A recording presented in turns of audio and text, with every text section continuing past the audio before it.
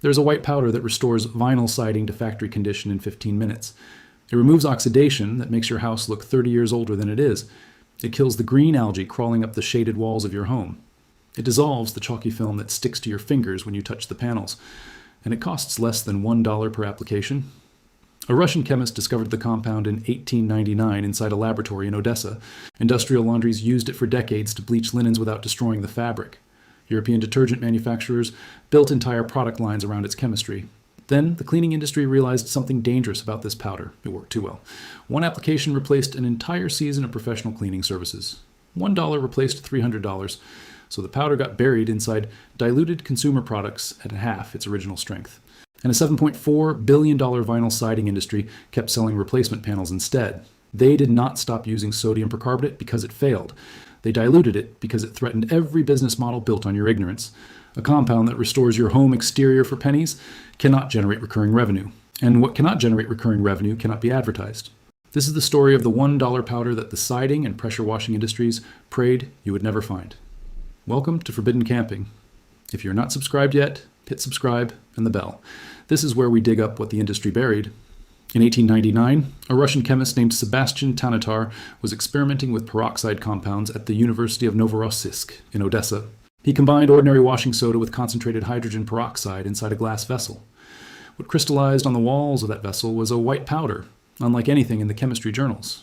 When dissolved in warm water, the powder released thousands of microscopic oxygen bubbles. Those bubbles attacked organic matter with a force that Tanatar described as remarkable decomposition.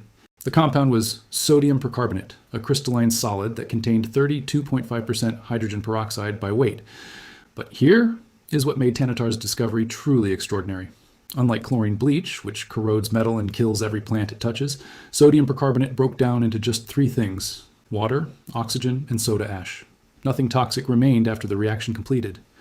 Tanatar published his findings and moved on to other research, but European textile factories noticed something the academic world ignored. By the 1930s, industrial laundries across Germany and France were using sodium percarbonate to bleach hospital linens, military uniforms, and restaurant tablecloths. Factory workers noticed the powder cleaned surfaces it accidentally contacted. Concrete floors around the dissolving tanks stayed spotless without scrubbing. Wooden shelves near the mixing stations lost decades of grime after a single spill. The compound was not just a bleach agent, it was a universal surface restorer that cost almost nothing to produce. And for nearly a century, that knowledge stayed locked inside industrial supply chains. And while hospitals and factories bought sodium percarbonate in 50-pound bags for pennies per pound, homeowners were sold diluted versions at 10 times the markup inside colorful plastic tubs. The same molecule that cleaned surgical instruments was repackaged, weakened, and branded for retail shelves. And nobody told you that the pure form existed, or that it could restore the entire exterior of your house for less than the cost of a cup of coffee. This video is just the surface. I have collected everything the outdoor industry and the home maintenance cartel do not want you to know, all in the complete Forbidden Camping Vault. The Forbidden Firecraft Manual with techniques that military units used and that are now classified as dangerous knowledge. The Lost Rations Cookbook with preservation methods that work without refrigeration and without power. The complete off-grid blueprint with shelter systems that cost nothing and outperform $1,000 equipment. The 72-hour blackout checklist that every household needs before the next grid failure. Plus, a dedicated guide on home restoration secrets the cleaning industry buried for decades. Every chapter names the companies, the exposed chemistry, and the exposed dollar amounts they never wanted you to see. The link is in the description. But stay here, because this video is just getting started. Now let me show you the science that the siding industry does not want in your search results. Vinyl siding is made from polyvinyl chloride, a plastic polymer that dominates the exterior of American homes. Approximately 1 in 3 residential structures in the United States is wrapped in vinyl panels right now. That makes it the #1 exterior cladding material sold in the country. The siding industry markets it as low maintenance and virtually maintenance free. Those exact phrases appear on manufacturer websites, in contractor brochures, and on the packaging itself. But here is the chemistry they never mention in the marketing materials. When polyvinyl chloride is exposed to ultraviolet radiation from the sun, a process called photodegradation begins at the molecular level. Oxygen atoms bond to the polymer chains on the surface and break them apart one layer at a time. This creates a chalky white residue that coats the entire panel. Run your finger across siding that has been exposed to sun for 10 to 15 years, and your fingertip comes back covered in white powder. That is not dirt or dust, that is the PVC itself decomposing. The siding is literally disintegrating in slow motion right in front of you. On the shaded side of the house, a different enemy attacks. Green algae and black mold colonize the surface because moisture lingers and sunlight never arrives to kill the spores. The organisms feed on microscopic dust and pollen trapped in the textured surface of the vinyl. Once established, the colony self-perpetuates and spreads across entire walls within a single growing season. A house that looked pristine 5 years ago now looks abandoned from the street. And that visual degradation is not just cosmetic, it directly destroys your property value. Real estate agents call it curb appeal, and studies show that buyers form their opinion of a house within 7 seconds of seeing the exterior. Oxidized, algae-covered siding tells a buyer one thing before they even walk through the front door. This house has been neglected. And the industry knows all of this and counts on it, because every panel that degrades is a panel they can sell again. The global vinyl siding market was valued at $7.45 billion in 2024. That number is projected to reach nearly $12 billion by 2034. Manufacturers could add stronger ultraviolet stabilizers during production for pennies, more per panel. The chemistry exists, and the stabilizers are commercially available on the industrial market right now. But siding that resists degradation for 40 years instead of 15 means 60% fewer replacement sales over a homeowner's lifetime. If you have made it this far, you already know more about your own house than 99% of homeowners in America. Subscribe and share this with someone whose siding is turning their home into an eyesore. And remember, everything the industry buried is in the complete vault, link in the description. Now stay with me, because the next part is the one they really do not want you to hear. So why does almost nobody know about sodium percarbonate in its pure form? Why do millions of homeowners spend $5,000 to $15,000 replacing siding that could be restored for $1? Follow the money, and the answer reveals itself inside the financial statements. The global siding industry generates over $100 billion per year across all materials. Vinyl alone accounts for more than $7 billion of that total.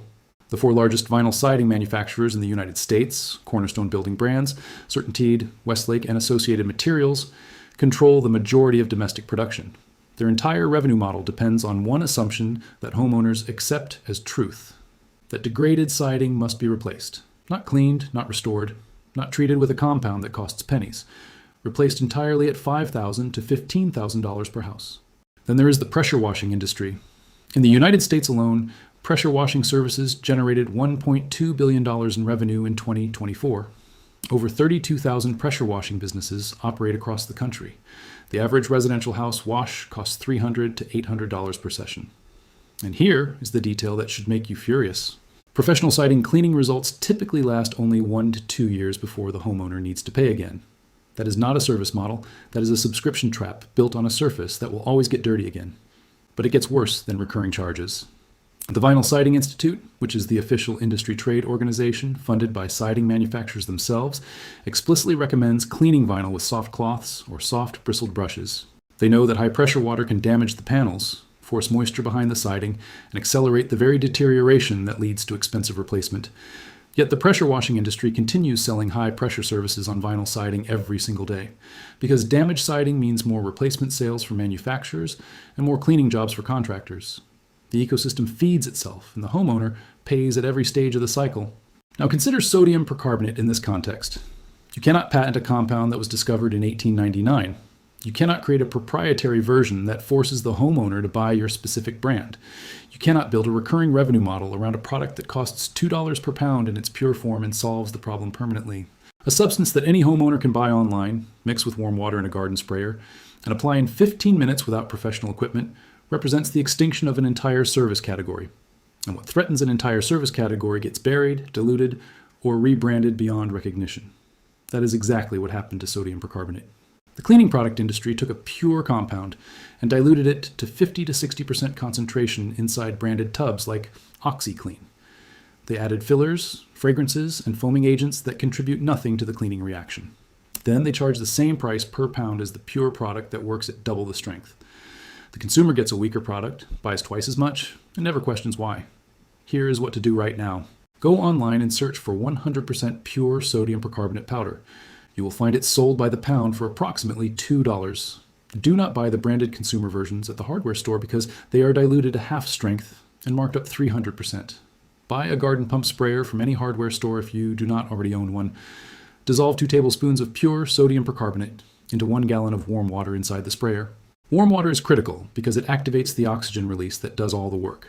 Shake the sprayer gently and let the solution dissolve for about 10 minutes. Begin spraying at the bottom of your siding and work upward in sections about 4 feet wide. Let the solution sit on the surface for 10 to 15 minutes without letting it dry. You will see thousands of tiny oxygen bubbles forming on the vinyl surface. Those bubbles are lifting the oxidation layer, the dead algae, and the embedded grime at a molecular level. After 15 minutes, rinse from the top down with a standard garden hose at normal pressure. Do not use a pressure washer because the entire point is that you do not need one. For heavily oxidized panels that have gone 15 or 20 years without cleaning, apply a second round. You can use a soft bristled brush on stubborn areas, but most surfaces will not require any scrubbing at all.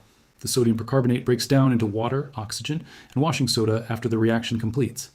That means it is safe for your garden beds, your lawn, your pets, and the groundwater beneath your property. Compare that to chlorine bleach, which kills plants on contact and corrodes metal fixtures around your house. Now, I need to be honest with you about one thing. Sodium percarbonate will not reverse structural damage to siding that has already cracked or warped from decades of neglect. If your panels are physically broken, you do need to replace those individual sections. But the oxidation, the chalky film, the green algae, and the dingy gray appearance that makes your entire house look old, that is, surface degradation and sodium percarbonate, eliminates it completely. The difference between a house that looks like it needs $15,000 in new siding and a house that looks freshly installed is often nothing more than $1 worth of white powder and 15 minutes of your Saturday morning. That is the truth the industry prays you never discover. This knowledge did not disappear because it stopped working. It disappeared because it worked too well for the wrong people to profit from. A Russian chemist created it over 125 years ago inside a university laboratory. Industrial factories used it for a century to clean everything from surgical tools to warehouse floors. And the only reason it never reached your garden sprayer is because a $7 billion siding industry and a $1.2 billion pressure washing industry needed you to keep paying. You do not need to keep paying. The compound is still here, still available, still costs $2 per pound. If this vault opened something for you today, subscribe and share this video. Every share preserves what the industry tried to erase from your search results. Every subscription keeps this channel digging where they do not want us to dig. The next vault opens soon, and what the home maintenance industry buried this time is even heavier.